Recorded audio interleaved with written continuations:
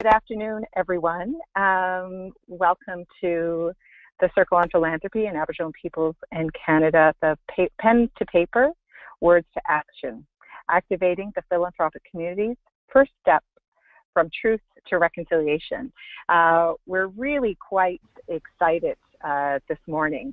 We are joined today by, I should actually say, my name is Wanda Brockbay-Peters. I'm Mohawk Algonquin, and I'm actually from right now sitting on territory that has been inhabitant to the civilizations of the Onondaga and the Mohawk in upstate New York. We're spread across this great Turtle Island, and I really want to introduce this panel, which is including Victoria Grant, Bruce Lawson, Hillary Pearson, Sarah Lyons, Andrea Nempton, and Lucy Santoro. So we welcome you today. We have 240 registrants.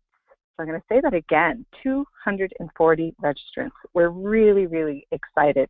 And thank you so much for taking your time to spend the next hour and a half with us. And take a moment, next minute, invite your neighbor that might be sitting next to you to come and join you. Grab your coffee, hopefully you have your lunch, and well, we'll get started. So getting comfortable. We want to take this moment to recognize where we are at, each one of us in different Indigenous territories, and really feel honored and blessed. It's a beautiful day here with some beautiful snow coming down, light snow. We don't need much more, but some light snow. We also want to take a moment to recognize the many men who are fasting today for violence against women and girls with the Moose Hide campaign. And if you don't know about the Moose Hide campaign, I'm going to give a little shout out. Go to their website, moosehidecampaign.ca. Raven and Paula Search are doing some amazing work in terms of bringing, shedding light on men's role in against violence against women and girls, not only Indigenous, but all women and girls. So just a moment to recognize what they are doing today. There's so much activity around reconciliation and action. It's a really good day. It's been a really good few days, actually, a good year. As mentioned, we have over 240 people signed up for this webinar, and we welcome each of you. A little bit more background on the webinar and the declaration of who's in the room and who's not in the room, and how we've got here. The Philanthropic Community Declaration of Action was created by a spark, and we want to take this next hour and a half to invite you into the journey of how we got here, how this group came together, and stemming really from the illustrious then Justice Murray Sinclair, now Senator Murray Sinclair, on an early call, and a commissioner with Commissioner Marie Wilson. But I won't go too much into that because I really want to get to our speakers. But just a little bit, a bit more information. The declaration was put together in 6 short weeks. 6 short, amazing, bumpy, laughter-filled, emotional 6 weeks. And we want to recognize that it is a living document. And as you go through, you will know that we're encouraging more organizations to read it and potentially sign on. So just a quick reminder that we are taking questions, and we will add, if you can add them to the chat box. You see it kind of down in the right-hand corner, my other left. The right-hand corner. At any point, please, if a question does come to you, we'll do our best to answer them. What we did at our last webinar is I did take the time and answered. We had 27 different questions, and I took the time to answer them. So please feel free to write a question in the corner. But we'll move to the next slide, which is on terminology. You'll see the words on the screen: First Peoples, Aboriginals, Indian, Indigenous, Métis. Where we are at is we're in a growth phase of understanding how to use language, the importance of language, how do we collectively take moments to reflect, not to be politically oh my gosh, this is tying me up, correct, but to learn the history and to understand where these words have come from and what they mean from an Indigenous perspective as well as from a non-Indigenous perspective, so that we can collectively move forward.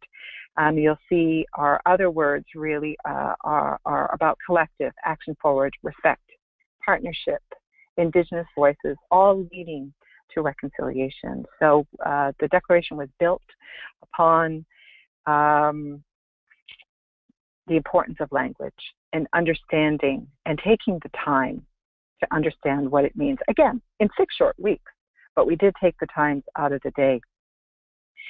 So with that, I'd like to move to the next slide. And this is the fun part. So you've heard from me a little bit. I want to make sure that we have a lot of time at the end to have a fulsome discussion and get your voices in. So you'll see these amazing faces that I'm lucky to call friends and allies and bosses and colleagues. But we wanted to begin with what was, to each one of our participants, our speakers today, what spark brought you to the table to create the Declaration? And I'd like to start with Andrea Nempton first. Andrea from Inspirit Foundation, and also a board member of the Circle. Andrea? Hi, thanks, Wanda. Hello, everyone. Nice to have you out there in the airwaves. Nice to see all of you up on the screen. The Declaration started for me actually in September of 2013, when I was at the Truth and Reconciliation event, the national event associated with the Walk for Reconciliation and the overall national event that was happening there in September in Vancouver. And I was, like anyone who has been a witness to testimony of survivors, people who have lived through the residential experience or testimony of their families, I was deeply touched. I was touched by their strength and their courage. And I was very moved by the injustice of what had happened and the continued effects of that injustice. So once you hear those stories, it's very hard to unhear them. They actually sort of lodge themselves in your body. Now, there's a number of organizations there that were making declarations of reconciliation. There was McConnell, I think, was making one, YWCA, there were some organizations from Australia. And these were organizational and institutional leaders that were standing up on stage, and they were acknowledging the impact of the residential school system and the history of colonization and their role in that history. And they were making a commitment to accountability for that. And so what started with a feeling of respect and compassion for the survivors and responsibility to them and to ourselves, felt that we owed this to them, to be part of what could be a shared future that would look better than the past has. So I really was also concerned after that experience, and I sort of had been thinking about that for a long time. A lot of people I spoke to said, well, you know, they're just saying the same thing as the Royal Commission on Aboriginal Peoples said before, and, you know, that got filed in a drawer. And so there was some real concern for me that the recommendations for from the Truth and Reconciliation Commission would get filed in a drawer.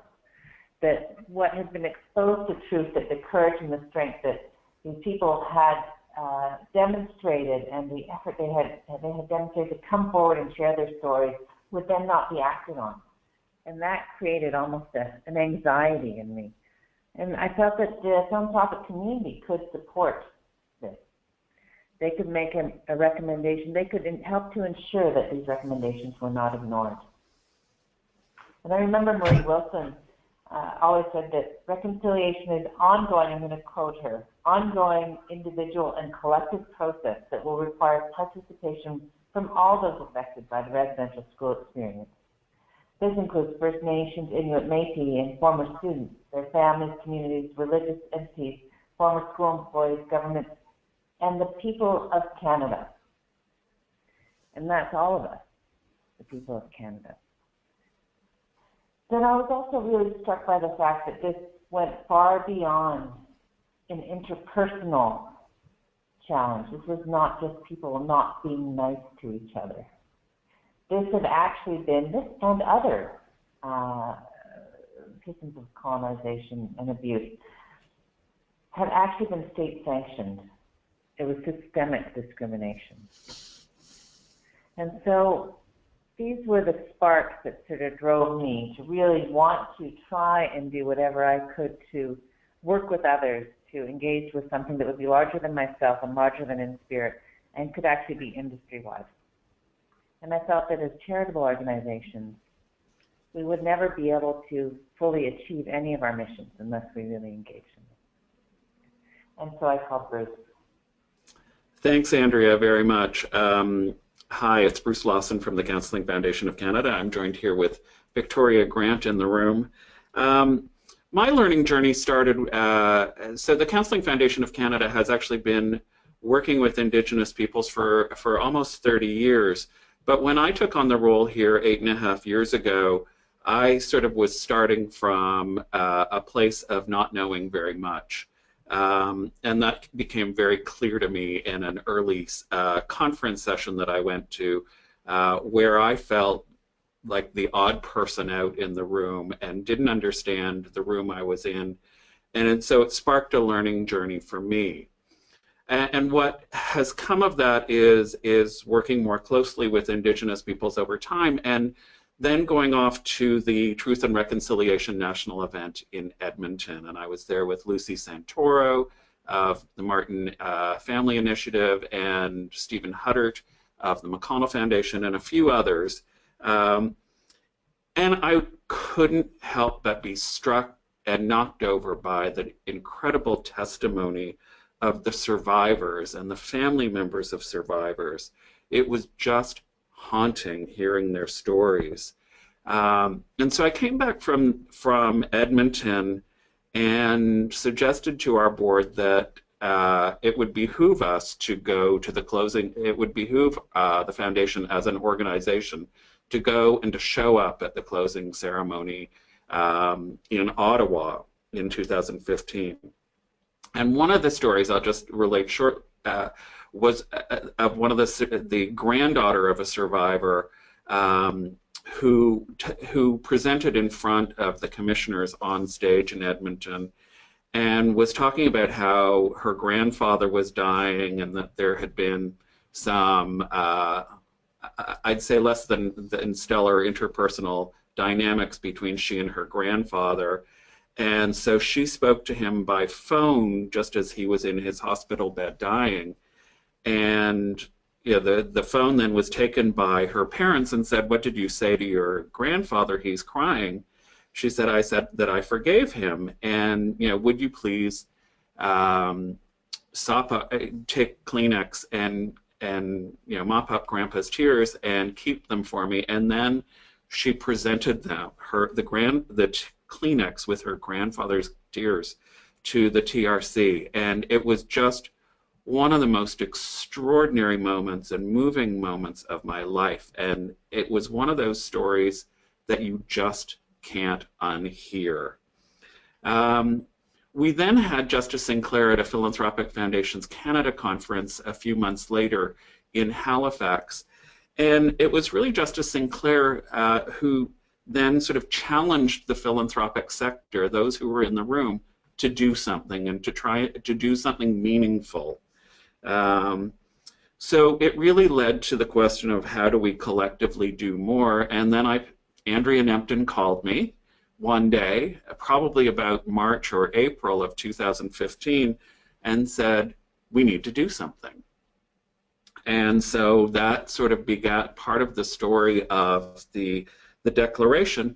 But like Andrea, I think I was worried, and I think our board was worried, that the TRC recommendations would just become another report that got shelved. And so that if we didn't want that to happen, that we needed to do something to come together and add our voices, our collective voices, that we were going to be committed to moving the work of reconciliation forward and amplifying the work that's going on in other parts of Canada. So with that, I'm going to pass it over to Lucy Santoro. All right. Hi, everyone. And thank you very much for joining this webinar. For us at the Martin Family Initiative, it was quite almost, I shouldn't say a no-brainer, but it was something that we were doing already in our daily lives. And when I participated to all of the TRC hearings, I just noticed such despair and like, how did we get here? You keep on questioning yourself, how did we really get here? And we knew that as one, we can never just solve all the issues that we know, that we witnessed. And also from visiting the communities where our work is undergoing and seeing firsthand the needs and how huge they are. We had an advantage. Our founder was one of the TRC commissioners. We are working already into the Indigenous communities. And we basically said we need to be involved into a bigger movement. We want to be part of this declaration. We want to impact, because through our actions, and it's not only charitable and community organizations, but we have also education ministries, post-secondary institutions who need to do their share, corporate sector, and others. And we feel compelled that we have to act. And at our foundation, we're able to convene and advocate for these other stakeholders as well. And to me, this was sort of the way forward in creating a momentum, and not, like my colleague said, to just shelve the recommendations that Justice Sinclair through the TRC recommendations. And it's a way of us bringing people together. And now I will pass this to Hillary. Thanks, Lucy. So welcome to everyone. I'm so glad that there is such an interest in this conversation. It's remarkable, as Wanda says, it just keeps going. It's I think, both a revelation and also a confirmation of the importance of this topic, of this history, of this conversation that we're all in, that so many of you are willing to participate today. So the spark that got PFC engaged. PFC, of course, is an umbrella organization that has many members, foundations from all over the country, 135 member foundations now. And as you would expect, foundations with many different interests and different perspectives. Not always easy to try and commit the organization on behalf of all of its members to one specific thing. But this topic and this commitment, I think, was something that there was no hesitation about. It was something we had to do. Bruce mentioned the Halifax conference that PFC had where Justice Sinclair came to speak. Before that conference, in fact, back in 2011, we'd had a conference in Toronto, and Sean Atleo had been invited to come and speak. And it was the first time that we'd had an Indigenous leader speak at a conference, and his speech was not about the TRC at that point. It was, of course, more about the work of rebuilding partnership, and he was very eloquent on the question of our shared history and of how, from Champlain's time to now, there has been a crucial partnership between those who came, the settlers, and those who were here already, the Indigenous people. So I think he made a very effective sort of beginning to this conversation in terms of opening up the awareness of the philanthropic community to the possibilities for partnership. But I think the emotional spark, although it was perhaps lit by Sean Atleo, was really fanned by Justice Sinclair at the Halifax conference, just as Bruce mentioned. And many of you may have heard Justice Sinclair speak. He is articulate and moving and eloquent and wise, and I don't think that there was a person in that room in Halifax that was not enormously moved. And I think, as Andrea has said, and I think as Bruce has also suggested, once you've heard this, you can't unhear it, you can't unknow it. And once you've heard it, you know that you have to move, you have to act, you can't just simply listen, you have to go forward and show that you are going to make things different, that it's not going to be history repeated, that we are not going to carry on as we did before in a kind of ignorant sort of silence, really.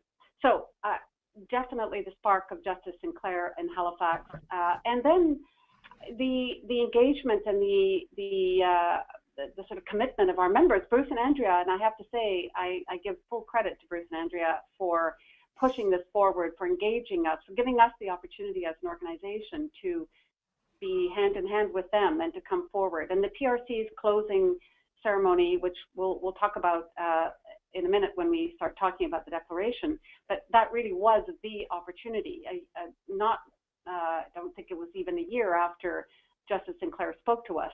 It was there in front of us, and there was no question. The spark was a flame at that point. We had to move forward, and we'll talk in a few minutes about how we made that happen. But I want to say, how much of this we owe to people like Bruce and Andrea and their organizations for bringing us forward. So I'm going to turn over to Victoria. Thank you. I'm Victoria Grant, and I'm Kimiagama Anishinaabe and a member of the Temagami First Nation. I've actually had I come from this from a totally different perspective, but I've had a long history within the foundation world, starting with the Trillium Foundation almost some 30 years ago, and have been an advocate for more inclusion of Indigenous people throughout that period of time. So for me, when the conversations began, it was almost this. I had the same sense as when we started the Circle on Philanthropy and Aboriginal Peoples in Canada. It was just another step, another way of educating and creating opportunities for inclusion for Indigenous people in this particular philanthropic community. So it was a bit of coming of age.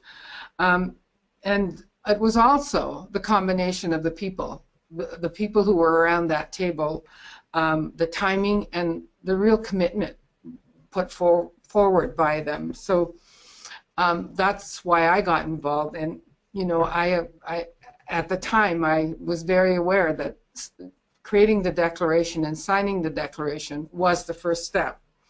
It is how we bring this declaration to live and breathe is what's really important. And I'm going to pass it on to Sarah. Thanks, Vicki.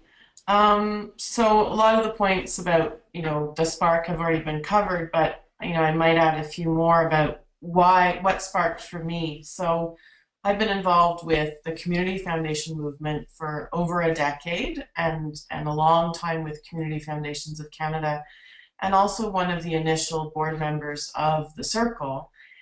And for a long time, I've just had this sense of the potential of both foundations and the Circle as leaders in civil society and as trusted institutions. And so the influence that this conversation about reconciliation could have, both on our own work, but also on the public and other actors. And I've watched community foundations and other foundations show interest but be uncertain about what their role was, how to get involved, how to act and how to be for many years. And my excitement around the declaration was that I thought it offered a turning point or an inflection point, if you will, for foundations to have a spark themselves, to jump in, and maybe most importantly, to do that with others. So it was really the idea that there would be many organizations jumping in at the same time with a statement that I both thought was resonant, but that it would also create that sense of safety and of momentum that had been missing for a long time. And importantly, I thought that the declaration would be an opportunity coming at an important time with the TRC events and the final report of the TRC and the public profile that that would have, to widen the tent with respect to how philanthropic organizations who saw themselves in this conversation. You know, an interesting reflection, we've been talking in the Community Foundation movement for many years about reconciliation, and some community foundations have done a lot of really amazing work. But because of the place-based aspect of community foundations, some really haven't seen the relevance for themselves of reconciliation. And I think we've seen a huge transition over the last 2 years where more and more of them are seeing, you know, what the relevance for them is and what they could be doing and what the importance of their attention and their energy in these relationships is. And finally, I guess my reflection as to why I thought this was so interesting or important was because I've had so many experiences over the last decade at seeing the value add of foundations working together on things and speaking with one voice and peer learning. And so I really thought the declaration, you know, it's just a piece of paper, a digital piece of paper, but it was a thing around which we could rally and that would spark peer conversations, sharing, and that would, as I said, widen the tent around who felt they now had a mandate or a priority to be acting. So I think I'm going to throw it back to Wanda for a second. I really want to, I hope the listeners are hearing the passion, the spirit, the stories that have moved, or the moments in time that have moved our speakers into action. And for those of you who have not read the declaration yet, I challenge you to, or I challenge some and I invite others, however it is that motivates you, I'm happy to do. The last line of the declaration, it states creating an atmosphere of understanding, dignity, and respect toward a shared goal of reconciliation. And our speakers here eloquently and passionately share that process. Again, it wasn't easy. There were lots of moments of looking at your own unconscious biases, even indicating that they exist, to allow us to be humble to get us to this next step. I'm really thankful for the approach, and we put this webinar together for you, and it actually follows the examples and the stories that were given, follows the declaration itself. There are a section to learn and remember, which was really eloquently put together by Andrew and Bruce about the stories that were lodged and how you were unable to unhear moments at the TRC. There were points on the next section is understand and acknowledge, which really was eloquently put by Lucy and Hillary on wanting to be a part of a larger entity or a larger undertaking, and revelation and confirmation of our shared history that was mentioned by Hillary, and then the participate and act, which Victoria and Sarah really spoke great on. It's like, okay, we've done this, and we're looking for more inclusion of Indigenous peoples, and how do we become leaders in civil society? And this document can facilitate that and assist that for your organization, with your organization, a part of your organization.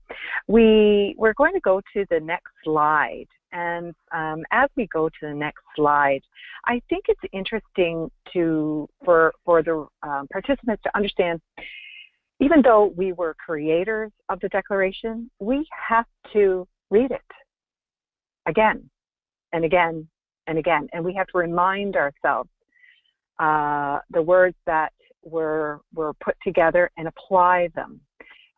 Remember and apply, and it changes. It changes for the circle itself as we move along down this path of larger engagement and creating spaces for co-creation. So we're going to, thank you for that. That was really quite insightful. Thank you, speakers. So the next slide is, as you can see, who should be in the room. And this discussion is really around and directed to, as you can see, the beautiful faces of Sarah and Andrea, of how did you collectively get to the decision of who would be in the room. And I'm going to hand it off to Andrea first. Andrea? Thanks, Wanda. So I guess the first step was actually about whether the door was open to the room. So the first thing we had to find out was whether we were welcome, whether this was an initiative that was actually wanted by Justice Sinclair and Marie Wilson. They were I don't know Commissioner Littlechild very well, so we spoke to Justice Sinclair and Marie Wilson and said, is this something that you think would be a good idea? Would you like us to come and do this? And that was one of the first conversations. And that's when Justice Sinclair said, yes, but it can't just be a declaration of reconciliation. It has to be a declaration of action. And so that was sort of the very first part. We knew that we had to have Indigenous leadership, that Indigenous voices had to be centralized in the creation of this declaration, or else we would be in danger of perpetuating the mistakes of the past, the best intentions. We couldn't do this declaration without the circle. And it had to be industry-wide. So it was really important that it was the PFC, the CFC, the circle, and then we also had CEGN. So it had to be networks of networks rather than individuals, because ultimately, in addition to individual organizations, because ultimately it had to be about the sector, not about any one organization. And I remember speaking, Sarah Lyons was one of the first people I spoke to around the same time as Bruce, and we had that first lunch. And I said, I was thinking I was going to see Wanda that day to say, hey, do you think that you guys would be interested? We're talking on the phone, but we're going to have another conversation. And so it was Sarah was instantly enthusiastic. And although at that moment, over a salami sandwich, she didn't have the ability to, actually commit for any of the institutions she was working with, I knew that personal commitment and that support was a strong indicator of success for the organization. Yeah, so I'll jump in on that, Andrea. I guess in that conversation, as I said in my previous comments, having been in the community foundation world for a long time and also tracking the kind of progress and directions of the circle for a long time, I was very excited, at a couple of things. Firstly, that a foundation a foundation or a few foundations would have so much energy themselves. So, it's always great when the energy is kind of coming from, the ground floor, but also very intrigued that we would challenge ourselves in this way.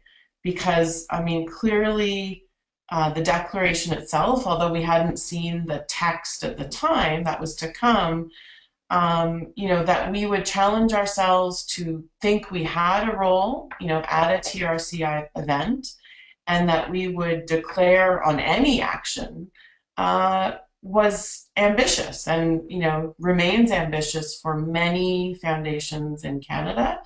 But I thought that we would say that we ought to do this was right away turning the page to some extent and saying, even though we don't know exactly what it'll be, we know there has to be something. So I was just very thrilled to hear that idea. And I just really thought that the act of creating the declaration, and maybe more importantly, the act of organizations signing it, would create that gap, or that gap between where we are and where we want to be, which always then becomes the impetus for catching up to your ambitions. So I was really excited about that. And with respect to Community Foundations of Canada's leadership around that, no hesitation there. I mean, we had for a long time declared that we felt reconciliation was something really important and something that we needed to be talking about and taking action on. And with respect to member foundations, they would come individually, and that was important because they needed to, take the action. They needed to pose la geste of signing it themselves. But really comfortable with our leadership in saying that is important, and this is something we should be thinking about. Andrea, I wonder if you wanted to, make a few comments on then, you mentioned already the notion of Indigenous leadership around the circle of creating the declaration, and I was there. It was real wordsmithing. What steps did you take after that? Once you got, it was easy to say yes because you were going to go away and do some of the heavy lifting.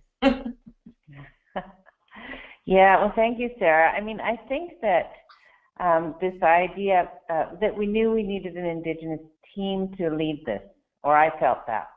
And I think everyone around the table shared that. And so we actually hired, and that we had a very short period of time, and you have to, with collective impact work, there's a backbone institution required. And many of my staff were telling me I was crazy and we were already over capacity. So we actually reached out and we hired a team led by Harold Tarbell to sort of corral all of the partners. And this was partially a way to decentralize the sort of command center so that we would all be more collaborative rather than one person leading, and also so that we would be able to have that wisdom in the leadership team. He's a very well-known consultant. So the Counseling Foundation and in spirit helped to actually hire that group who would sort of actually there's a lot of work to be done. As you say, there was meetings to organize and agendas to write and press releases and, stage management and all kinds of stuff. Ultimately, that was really crucial. But ultimately, the initiative required the leadership from people. It required leadership from people who were experienced and willing and trusted each other, and who were willing to trust each other. And so I think that was ultimately who had to be in the room. It had to have Indigenous leadership centralized, and it had to have a group of supporters with different skills around the table that were willing to trust each other and work through the challenges. Mm-hmm. Andrea, last quick question. Can I just ask a quick last question of Andrea? Do you see kind of that process then of getting the people in the room and those first conversations and that relationship building? I mean, to me, it's a metaphor to some extent, or a microcosm of the whole process of building relationships, having conversations where you're not sure even what you should be talking about.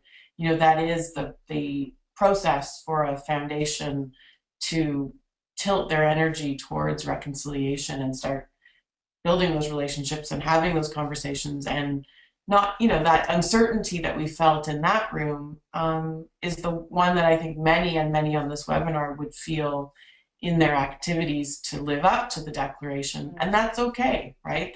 You're doing it right. Mm-hmm. That's really interesting.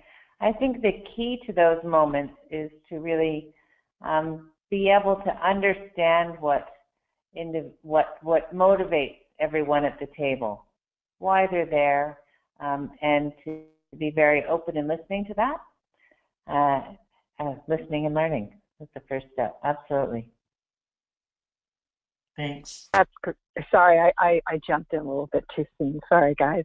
That was really, thank you for sharing that insight of how we got people in the room and who could we speak for. As you can tell, participants, that the first question really was, is this something we should be doing? I mean, it was as simple thought as that, and an outreach to individuals, Indigenous individuals. Is this a good idea?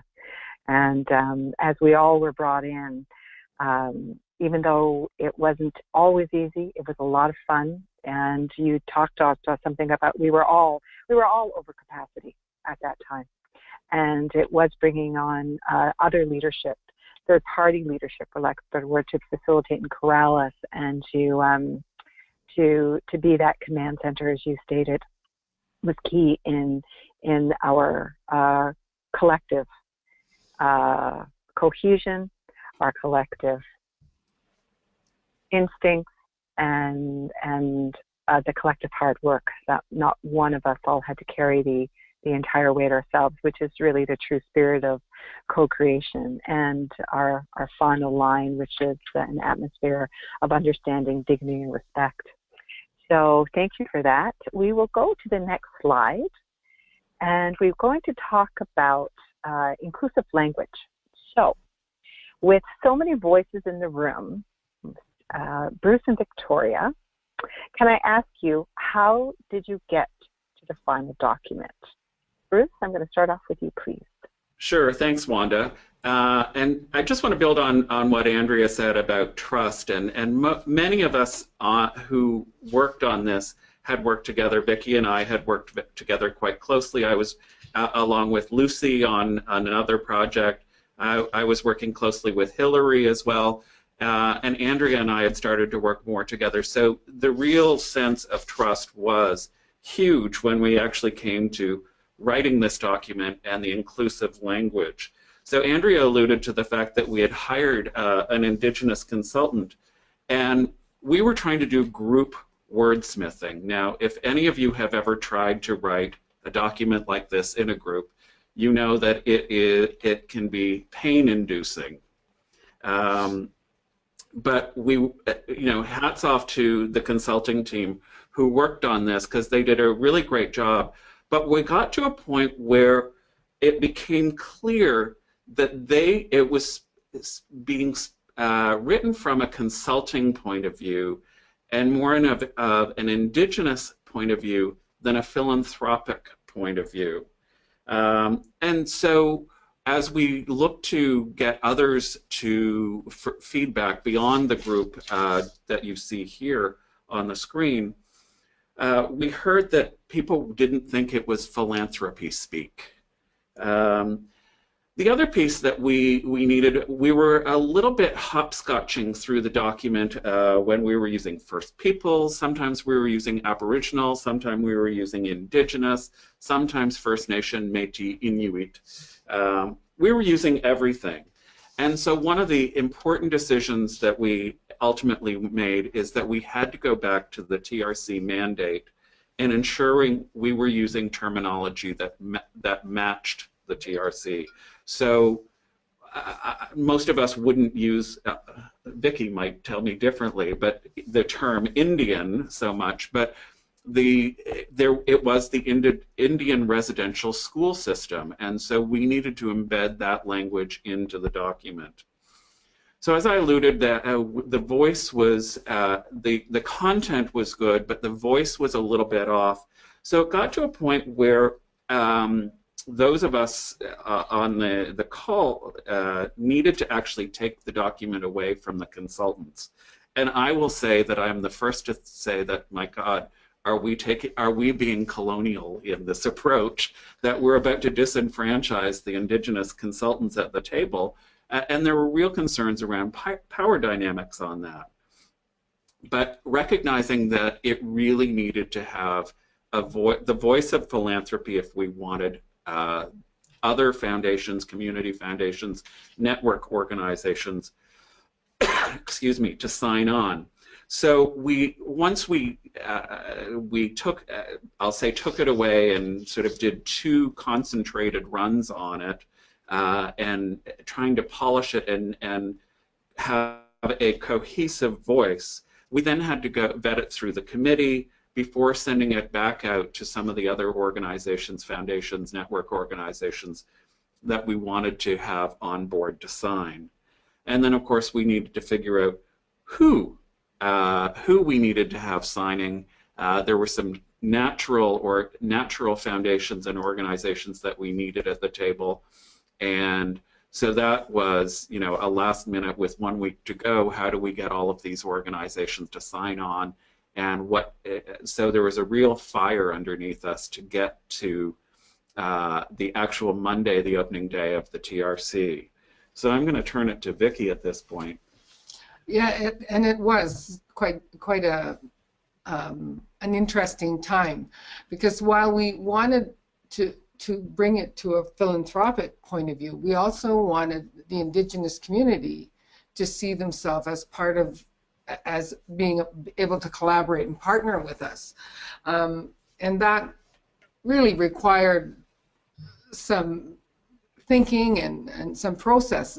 You know, one of the things, we have 7 actions that we talk about, and we were really even sensitive to that, because we talked about the 7 grandfathers, but we needed to do more than that.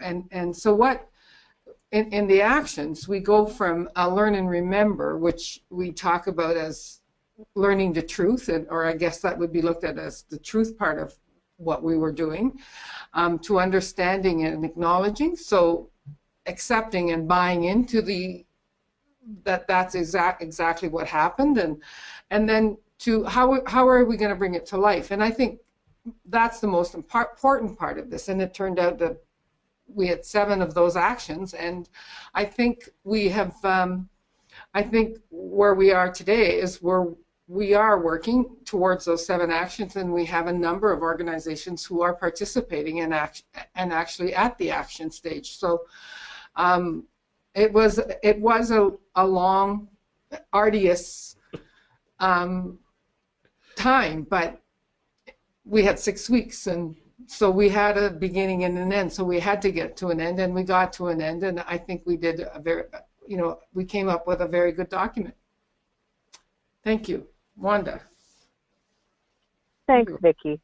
And Bruce, I think the listeners can kind of get a bit of a sense of the bumps in the road that we knew we were going to come into. And one of the superpowers that I always tell my children that Indigenous people have is the key to our resilience is humor. And when we would have these moments of Bruce saying, if we take it, isn't that a colonial approach? Victoria and I were there to say, well, yeah, it could be, but in the room of an atmosphere of understanding, dignity, and respect, we brought it back around to our end goal. Indigenous voices were absolutely, could see themselves, Indigenous people could see themselves in the Declaration with regard to the 7 grandfather teachings. We were quite aware that Inuit people don't have them. We were quite aware that Métis people don't have that and are not a part of that. We were very aware that, you know, we were creating this document that we wanted people to see Indigenous perspectives in, and for the philanthropic community to see themselves in, to be a working document to be able to launch from. And I agree with Victoria. I believe that we achieved it. I believe that and again, it is a living document. We will, I'm sure we will come back again, perhaps after this year of marking the 150 of where are we at and how are we doing. We haven't necessarily indicated that, but we are fully aware, the original writers of this document, that it is a living document. So I really want to thank you both for that. If we can go to the next slide. We are hitting up on who can we speak for. And I'm going to pose this next question. The Declaration represents Indigenous and other Canadians. Hillary and Lucy, how did you navigate getting your board, members, and community to sign on? I'll start with you, Hillary.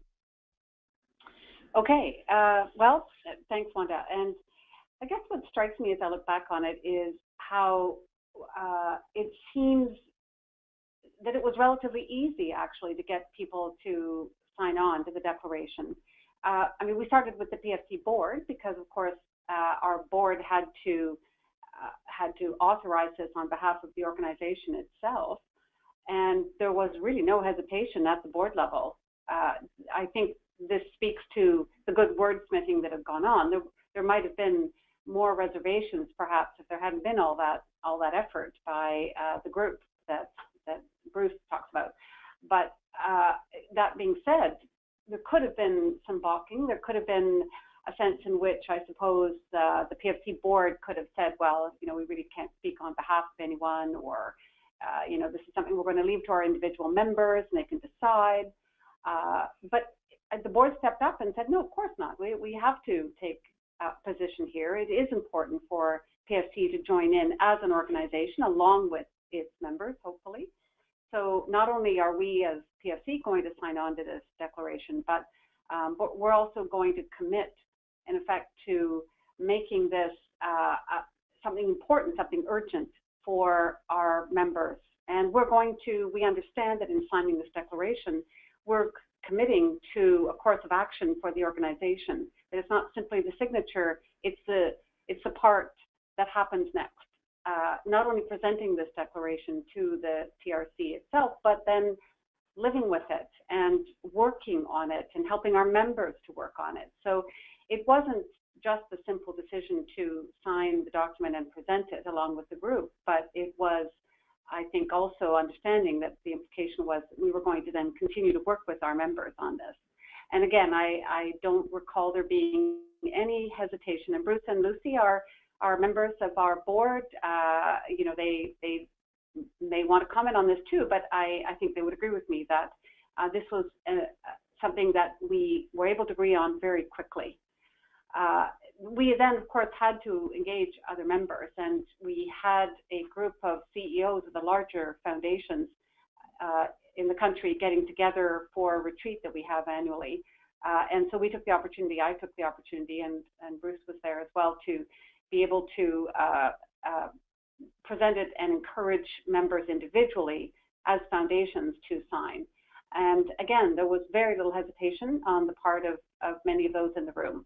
I think the one concern or question probably that people voiced more often than anything else was, well, if we sign this, we're going to have to do something. And what does it mean? How do we do that? What is the doing something?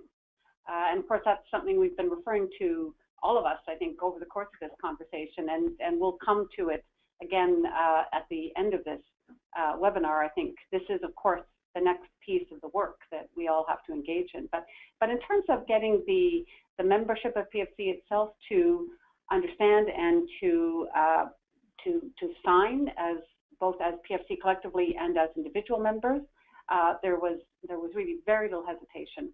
We have subsequently, of course, continued to ask our members to look at the declaration, and if they have not already signed it, to consider signing it. And one of the great things about this was that the Circle immediately was willing to take ownership of the declaration, but to make it open and to make it public, to put it on the website, and then have us all be able to refer to it and to see who was signing. So I think that aspect of, and I think Sarah mentioned this, the importance of the collectivity of the group, of all of us together doing this, that was something that moved people.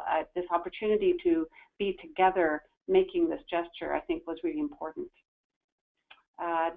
Lucy, you're certainly right in the thick of it, and I want to acknowledge the leadership that your foundation, that Mr. Martin, and that you have played in doing this work since long before the declaration itself was ever thought of.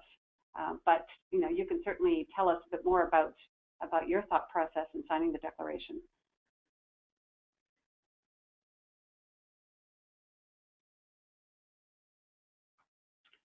Lucy, I think you might be still muted. Sorry about that. Thank you. So I was just thanking Hillary for that, and also, as you mentioned, Hillary, we're already working in there, and we wanted really, our work is to make a difference, obviously, and also we wanted to make sure that we offer, equal opportunities for all Indigenous people versus all other Canadians in the country. So the much convincing of the board was probably less for us than it would be for some of the other panelists here. But there is one thing, is that I'm lucky in a way that I'm very much supported by the board. And I do feel that we need to be more out there and speaking out about and making sure that people are aware of what the issues are and why we need to get involved. And it was funny because Mr. Martin himself, as well as his family, wanted to review the wording of the declaration, and then we had senior team members who were working with me to ensure that, based on some experiences they may have had, what they might be able to add the declaration on it to feel more comfortable. And so we signed off on that. But then came from there how to involve our community partners. We work with the corporate sector, we work with Indigenous organizations, we work us at education, so having done the education part, so okay, so fine. So we looked at, after all looking at our what we witnessed and my stories about the TRC, we looked at a couple of recommendations. One of them was determined, there was a 94, it was out of the 94 ones, we decided we were going to occupy the education would be the choice we would do. And one of the recommendations speaks to the fact that the TRC calls on the corporate sector to ensure that Indigenous people have equitable access to jobs, training, education, and all opportunities. And so it allows these communities and it strengthens them to gain this long-term sustainable benefits and be part of the economy. And so some of the work we've done was we wanted to, as I mentioned before, empower Indigenous communities. And so we, for example, we don't decide that we can write for anybody else and speak for anybody else, especially not the Indigenous community, but we engage them in the process. For example, we develop curriculum, for example, but with Indigenous communities who have much more of an expertise and the language that would be appropriate for this. We've engaged the corporate sectors because we feel they have something to do with this, especially with areas where some of these corporations are located. They're close to a First Nation community, for example, and how they could participate in this. So we've asked them to join as mentors, speak of the experiences, and give the tools that these people would need. And so for us, not being part of this process was almost not even a consideration. Wanda? Thank you. Thank you. That was a really great way and examples to share with our audience today. Speaking of audience, we are taking questions. So please, in your little chat box down on the right-hand side, we do have a few coming up already. As mentioned earlier, we have 240 registrants to the webinar, which, just so you are aware, it will be housed, we are recording it, and it will be housed along with the slides at the Circle's website after. We have a lot of, we have a lot of people on the call today, and thank you for spending your lunchtime with us in this webinar. I'm going to move to the next slide. Oh, already there. which is the question and answer. And this is our time to engage you listening and those sitting here. So if we're kind of, they don't know all the questions that we're asking, which is great because we're going to put them on the spot a little bit. I really like this question. Okay, can you give us two, and I'll pick the people, but you can jump in if you want to. Can you give us two concrete examples of how foundations have implemented the Declaration in an innovative way? And let's go with the larger organizations. Let's either go with CFC or PFC. Sarah? Any? Oh, she's. There I go. Yeah, I'll try and share an example. I have a little kind of cheat sheet of examples in front of me, so I was kind of scrolling quickly to see what I might want to share. I'll share a story from the Community Foundation of Greater Peterborough. So I know we have people from all across Canada and maybe further. So Peterborough is a small city, I would say. Maybe it's a large town in Ontario, but it's not very big, not tiny either.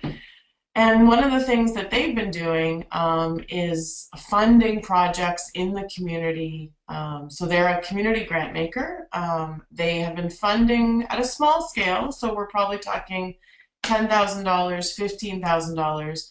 But they've been funding projects that create more visibility for Indigenous people and Indigenous culture in their community, and that spark conversations and raise kind of knowledge levels in their community about Canada's history. So that's something that's really important, is that one role foundations can play is by being a knowledge broker, so that more Canadians become aware of our real history in Canada in terms of pre the arrival of settlers, but also the kind of history of our government's relationship with Indigenous people. So they have funded, for example, a film festival that included many movies created by Indigenous people, that talk about their own stories and their own history. So that would be one example. Hillary, do you want to try and share one? Sure, and I guess a couple of examples, although my examples tend to be more collective examples than stories about individual foundations. I actually think it's early days. I think it's important for us to realize that, since the declaration was made, it's really only been a year and a half. And I think that the first step, for many foundations is just doing the learning, taking the time to learn, to understand, to get a sense of the history that they missed. This is something that Justice Sinclair, now Senator Sinclair, told us was very important, not to skip the step of understanding and learning before you move to action. And the tendency for a lot of foundations might be to say, well, fine, now we've got to make a grant, where we have to find a grantee, an Indigenous grantee, so that we can then show that we're doing something. But I think it is actually really important to take a step back and say, let's spend the time learning together, talking together. So a specific example, which is really something that was triggered by individual foundations. And again, I'm going to look at Andrea and the Environics Foundation. They asked us to come together with an initiative called Foundations Partnering for Reconciliation, which was a day of learning. It was an opportunity for many foundations to come together with Indigenous leaders, and it was actually hosted in Toronto by the Lieutenant Governor of Ontario. So the Crown was part of the conversation, which I think was very important and symbolic. But in that day of learning, there was a real emphasis, I think, on sharing and understanding what our sort of cultural differences are. And I think the first step in working towards reconciliation and with Indigenous partners, if you're not Indigenous, is to try and understand much more, to become more culturally competent, to understand more about Indigenous practice. And while I know that, of course, Indigenous peoples are very different, and I would never want to make the mistake of thinking that one First Nation was like another, or that the Métis and the Inuit did not have their own cultural practices as well. I think just the opportunity to sort of stand together, and literally stand together in a circle as we did in that meeting, and introduce ourselves, and not just introduce ourselves by our names or our organizations, but our histories, our families, as many First Nations people do when they meet each other, I think was tremendous learning for us and a gift to us. And that was creative, that was innovative, and it's extraordinary, really, how many people who are not Indigenous have never had the opportunity to do that, to experience that, to understand what that cultural practice means. So one can be innovative simply by meeting, simply by creating opportunities to meet together. And that meeting that we had in Toronto, which is a year ago now, hopefully will be repeated. That we're working with the Circle and with In Spirit, but in particular with Wanda and the Circle to have more of these meetings across the country, where we become more, I hope, culturally competent to do the work that eventually I think will be most fruitful. Thank you, Hillary. Sorry, sorry, Vicki. Lucy, you wanted to mention something? Yes, I did. We spoke a lot, both Sarah and Hillary spoke about the history, which is one important thing, and very important. We, just as an example of our work in this endeavor, as we know, is that we need to educate the population of Canada also as a whole.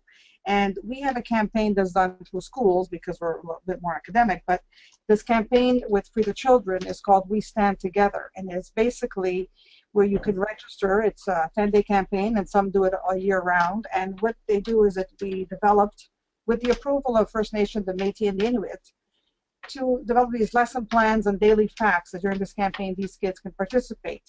And so the lesson plans basically cover the Aboriginal history, culture, traditions, the experience, their rights, and to educate them. And so they participate and they share. So one is to educate themselves, educate others, and then move forward and take action somehow.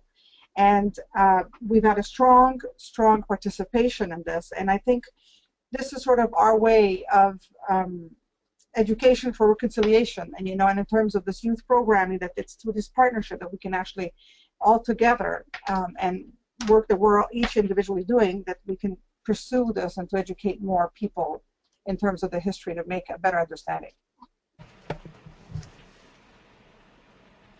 Thanks, Lucy. Victoria? So before I ask you a question, I have one thing I'd like to say is, in 1996, there was an exercise that was put together by Carios regarding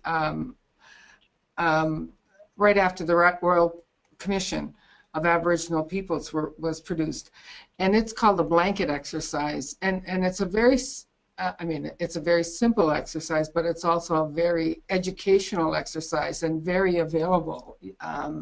The material to do it is all available on the on the website, and if you just type in blanket exercise, it'll come up. And we did that with our board this weekend. So each time, if you find some time to do some learning, it can be a huge investment in time, but it doesn't have to be a huge investment in time. But Wanda, I'd like you to talk a little bit about the Vancouver Island University and the MBA Games. Oh, thank you, Victoria. I'm just going to, just as a concrete example of utilizing the declaration as a tool. The MBA Games, I don't know if you've ever heard of it. It's with Victoria Island University, first time hosted out west, first time ever out west, and it's an annual gathering of 500 MBA candidates across Canada to participate in integrity with integrity in academic, athlete, and competitive competition, basically showcasing. I was there. It's really fun. We should do this for philanthropy too. It's a great way to compete and to move things along. The theme was Today for Tomorrow, and the organizing committee wanted to dedicate the games to reconciliation in Canada. So what they did is they partnered with the Circle and then the Moose Hide campaign. And their goal was to activate the words of the Declaration of Action. And how they did that is that they demonstrated on how the Declaration become a foundation of how they use it in their lives, in business, in government, in communities, and shaping the country's future. The games demonstrated the importance of the role that each of us can make. And what they actually did was they used it as every time there was a meeting, they brought the Declaration out and said, okay, we are going to be a part of this process, the seven teachings, as I refer to them, but the 7 points. And they learned and remembered, they understood and acknowledged, and their goal was to participate and act. At every single point, whether they were dealing with their volunteers around an organization, whether they were dealing with the Vancouver Island University Foundation, they used it as a tool, as the backbone of their games. Ridiculously successful. They tripled their fundraising activities, which again went back to the Moose Hide campaign. So that's just a concrete example. We have many more questions coming in, and I am looking at the time. It's now 1:11, so I'd like to get us to a few more. And really thank you to all of you who have been sending questions in. So this first question is, does the Circle see itself as having a role in holding signatories, especially the corporate sector, accountable to the Declaration? And I'm just going to pose that to, my board members. We could go with Vicki, with Sarah, with Andrea. Whoever would like to jump in. Victoria, you've been there longer than I have. Why don't you? And Sarah, I'm the newest board member. I would be happy to respond. First of all, we talk about the question involved corporate. We don't have corporate members. We have foundation and philanthropic members. And I think there is some onus on us to create some way of getting feedback on what organizations are doing. I think it's really important. And I think we're doing that through these kinds of webinars, following up with people and talking to them.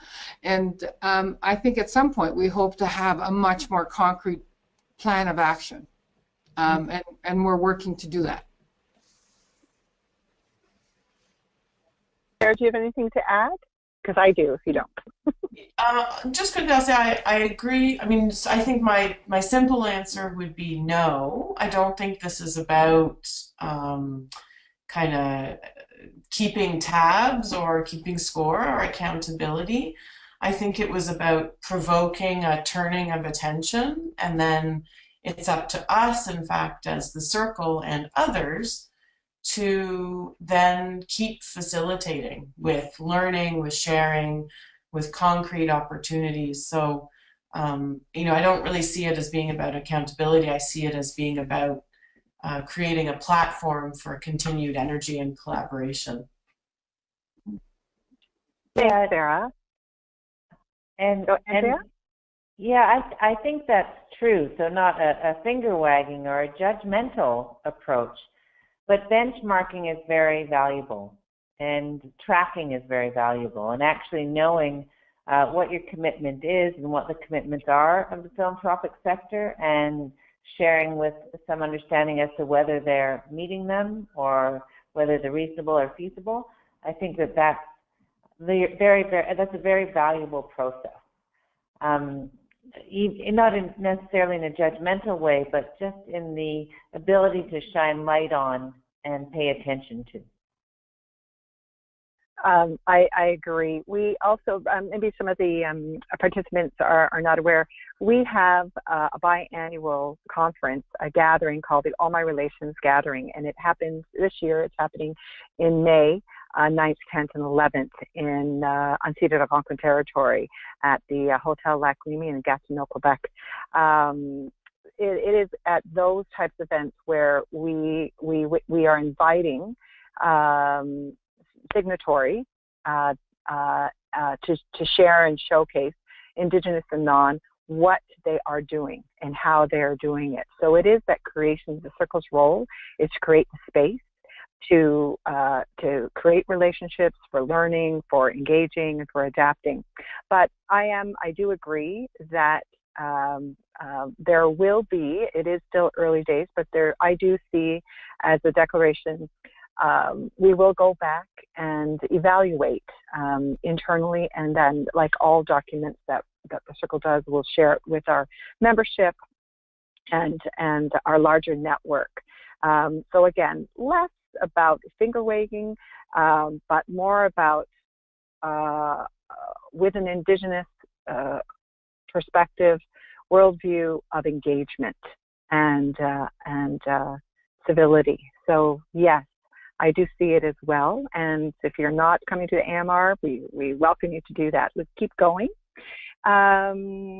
Is there, okay, suggestions on how can I manage up to, not me, but the writer, how can I manage up to encourage a culture of reconciliation? How can I manage to encourage a culture of reconciliation in addition to sharing the declaration with colleagues and board? I'm making an assumption that this is coming from somebody within an organization who wants to encourage a culture of reconciliation, aside from just sharing the declaration with colleagues and the board. Bruce? I knew you were going to pick me. Thanks, Wanda. I guess part of it depends on where you're situated within your organization. I've been, as the leader of the Counseling Foundation of Canada, I report to the board, and so I get to, I take direction from the board, but I also take things to the board. And I think it's important to, I hope that whoever has written this feels empowered within their organization, that they can take some steps to bring forward, whether it's this webinar. There was a previous webinar around language and the use of language as a learning tool. It could also be that you bring an elder into your space. And so we did that recently in our office. We've moved to a new office in the last year. We had an elder come in and do a traditional blessing and inviting the spirits in. There are a number of ways that you can engage Indigenous peoples and just bring them into the conversation. And I think the first step is inviting somebody in. Whether it's just to make a short presentation over lunch as a lunch and learn, this might be a great way of engaging other people and other allies within your organization, which starts to then filter up, whether to the CEO or ultimately to the board. And ultimately, you got to remember that it's going to take time. It's not; these things are not going to happen fast. Mm-hmm. Mm-hmm. Does anybody else like to add to that? Yeah, Father, from Hillary? We were very conscious of the fact that people are really wondering how to start and where to start. It's not easy, actually. It's not easy to find resources. It's not easy to find people if you don't know the people. You know, how do you expand your circle?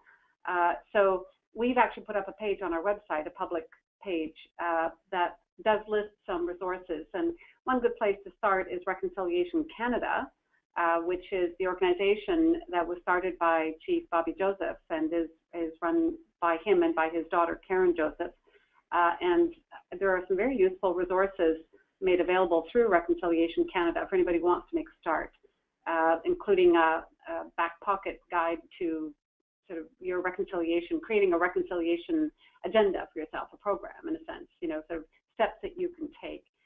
and they can offer workshops, they can offer reading material. I personally think that one of the most important things you can do is to have a personal experience.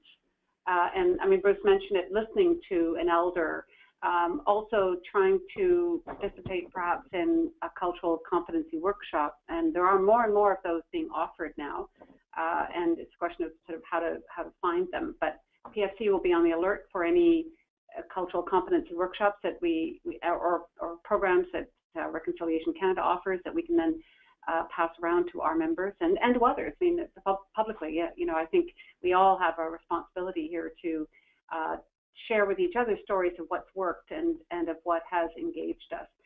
One other thing to say, I think, is for me personally, the act of reading stories. If I can't hear someone telling me a story, I can read the story, and there are many wonderful pieces of literature about the experience of Indigenous peoples in the period of colonization, essentially, that I think are very moving, beautifully expressed, and really put you there, or at least you could imaginatively sort of put yourself into the position of people who have experienced historically this terrible traumatic sort of colonization experience, and I think even if it's at one remove, reading and reading fiction, reading stories that help you empathize and personalize the experience, I think can be very motivating. So I'll just offer that as a personal suggestion. Thanks, Victoria. Andrea? Yeah, Hillary, I really have to echo a lot of what Hillary said, that, one of the big sort of leaps forward for myself and a number of people in our organization was we had a lot of copies of Thomas King's book around the office, and everyone read it. And it was very approachable and really digestible, so that you have to find ways of getting over the overwhelmingness side of all of this. And my father used to have a phrase that was called, he said, you have to look for the cracks in the ceiling. So, little spots where the light's shining through, and move towards that. So, and I think that actually engaging people on an emotional front works also very well. So, to Hillary's point, anything that's story-based or experiential-based really works to get people curious. So, not always easy. You can't always go in with the facts right off the top, but more to engage the emotions, and then there's an openness to actually understand further, and then to do something. And then ultimately, in a corporate environment, sometimes foundations are actually built within corporate locations. You have to identify the benefit to the corporation for doing this, and the risks of not. And or you don't have to, but that's another approach that you can take. That sometimes works. And I remember, Hillary, you had an amazing speaker at the PFC conference in Vancouver, and she said that the phenomenon of, oh shoot, my boat's sinking too, that can also be a strong motivator to move people. And all of these things is actually to be able to create a sort of an ally group, an allyship of a few people that can be a bit of a pod of resistance. Thank you, Andrea. That's great. I'm noticing the time. We have about 6 minutes left. I really want to get to this one question, and then this will be our last one, and we'll have a small closing. This is from a potential grantee side. How can individual organizations that receive funding from foundations and corporations take action to support this declaration? One, and as an art gallery, some of our Indigenous artists are raising concerns about where funding comes from for exhibitions and corporate donors and sponsors involved in projects that Indigenous artists and individuals are speaking out against. So the first one is, how can an individual or that receive funding from foundations and corporations take action to support this declaration? Any takers on that one? Yeah. Hi, it's Bruce. I think the first thing is, what is the nature of your relationship with your funder, and do you have that ability to have dialogue with them about the programs that you're doing and how that fits? So that's actually part, as I look at what the work that the Counseling Foundation of Canada does, the story and the purpose behind it is hugely important in terms of how we look about how we think about our granting and the work that we do. So I think it's really situation dependent upon how you're able to work with your funder. Anyone else? That's a really good. Yeah. I just muted myself. Andrea? Well, I think you can include the importance of reconciliation in your and model it to your funder. And I know that our grantees, they have to apply for support, and they have project plans, and they engage in Indigenous staff, and they also then do final reports that include learnings and insights. And so I think that you can highlight why reconciliation was important or how it was achieved within this actual activity, even if it's not asked for. And one of the things as a grantor, we find really helpful is when people, grantees say, you know, you granted us to do this piece of work and we did it and that was all great and thank you very much, but actually this is what we learned. It's this thing over here that's actually really important. And we'd like to explore further. And I think that that's something that no grantor would ever be sad to receive. Thank you. Thank you for that, Andrea. I think it's important, if we can go to the next slide, I think it's really important for this group to know that hashtag reconciliation is trending on Twitter right now. So thank you, participants, because I don't know if we're doing some, and I hope you are too, and that's amazing. The power of more than one is how we get to reconciliation. Before I say the final goodbyes, I wanted to give the last word to Victoria Grant. Victoria Grant is a leader in philanthropy. She's an Indigenous woman, the first ever chair of a national philanthropic organization, the Community Foundations of Canada. She indicated earlier she's been in this for over 30 years, and she's really been witness and a part of creating this change. So I'd like to give the last word to Victoria. Thank you. I guess what I would say is the declaration of action is something that we all can participate in, and would really, we have this idea that we'd like to have 150 signatures by Canada's 150, and that's by the end of the year. And we don't just want people to sign, though. We want them to come with heart and soul. And I hope that this webinar today was informative. And if you're from another sector, I hope that it might cause you to take some leadership in your sector and do something of the same sort going forward. Thank you. Nyalagoa, that's amazing. So our final Nyalagoa, our final Miigwech. Thank you so much for being a part. Thank you so much, speakers, for taking the time out and the days that led up to this. We really appreciate it. Again, it will be saved, and we'll be sharing it with you by the end of the day. All the 240 people who have registered. And as we mark the Canada's 150 plus, the 150 plus, the plus represents the Indigenous civilizations that were here prior to the 150 and our future together. So we want to challenge yourself and your organizations to take a step forward toward reconciliation. We hope that this webinar was able to give you some insight and spark something in you for our collective society. So don't forget to connect with us on Twitter and share your sparks in the journey to reconciliation with us. So have a great day, everyone. Bye.